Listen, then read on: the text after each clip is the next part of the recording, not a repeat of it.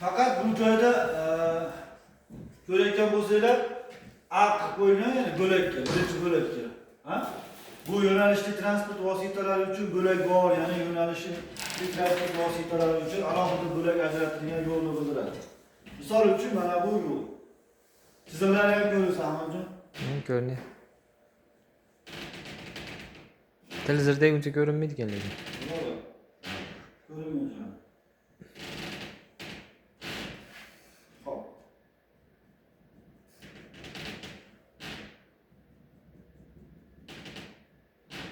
Agar qatnov qismini qaysidir bitta bo'lagi yo'nalishli transport vositalari uchun ajratilgan bo'lsa, mana shu bo'lakka mana bu A chizig'ini chizib qo'yadi.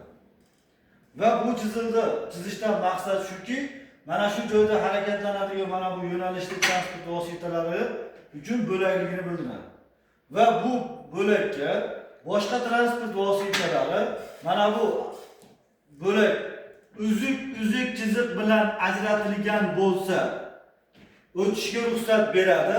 Shu shart bilanki, mana shu bo'lakda mana bu yo'nalishli transport vositalari yo'q bo'lganda yoki bularda harakatlanishiga xalaqit bermaslik sharti bilan uzuk chiziq bo'lsa, o'tishga ruxsat beradi. Tushunaladimi? Ammo qaysidir joyda mana shu bo'lak alohida mana bundoq sidirg'a chiziq bilan ajratilgan bo'lsa, unda mutlaqo taqiqlanadi bu bo'lakka o'tish. Chunki mana bu sidirg'a chiziqni bosish qat'iyan taqiqlanadi. Bu ikkinchisi. Endi ayrim joylarda mana shu yo'lda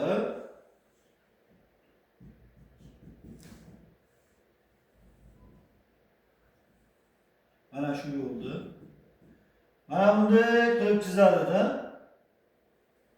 Mana A qo'ydi-da. Ayrim joylarda mana shu qaysi tomonni uzuk chiziq chizib ketadi mana bunday qilib. Va yana qaysi joylarda chizib qo'yadi ayrim joylariga yoki bu tomoniga. Bu shu ma'noni bildiradiki, agarda yo'nalishli transport vositalaridan tashqari boshqa transport vositalari mana bu bo'lakka o'tmoqchi bo'lsa, mana shu uzuk chiziq chizilgan tarafdan o'tib, mana bu joyda to'xtab, nimadir vazifasini bajarib olib, yana mana shu uzuk chizilgan joydan o'tib olish kerakligini bildiradi bu. Manevr bajarishlik uchun vaziyat yaratgan.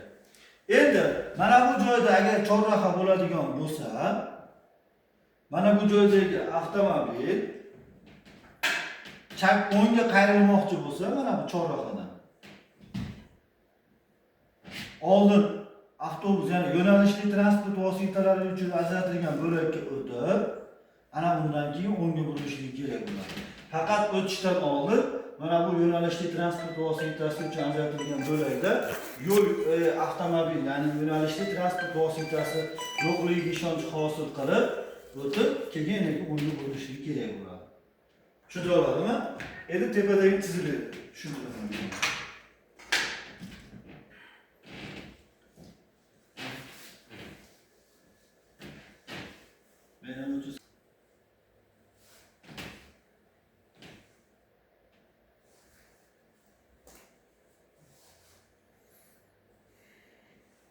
Endi bunda mana bu joydagi avtomobil o'ngga burilmoqchi bo'lsa, o'ngdagi birinchi yo'nalishli transport vositasi uchun ajratilgan bo'lakka buriladi avval.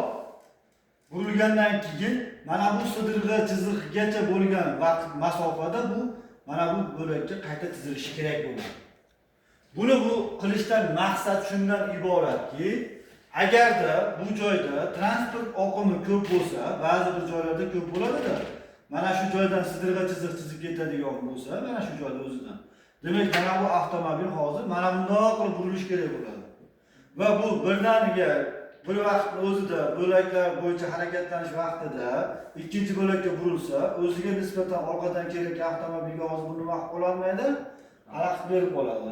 Mana shuni oldini olish maqsadida mana bu joyga uzuk chiziq qo'yilib ketilgan. Mana shu joyda o'ngga burilmoqchi bo'lgan oldin mana shu A, ya'ni yo'nalishli transport vositalari uchun ajratilgan bo'lakka oldin buriladi. Ana undan keyin harakat nimasini asosiy bo'lagiga qo'shilib olish kerak bo'ladi. Bunisida. Tushunib oladimi? Endi ikkinchisida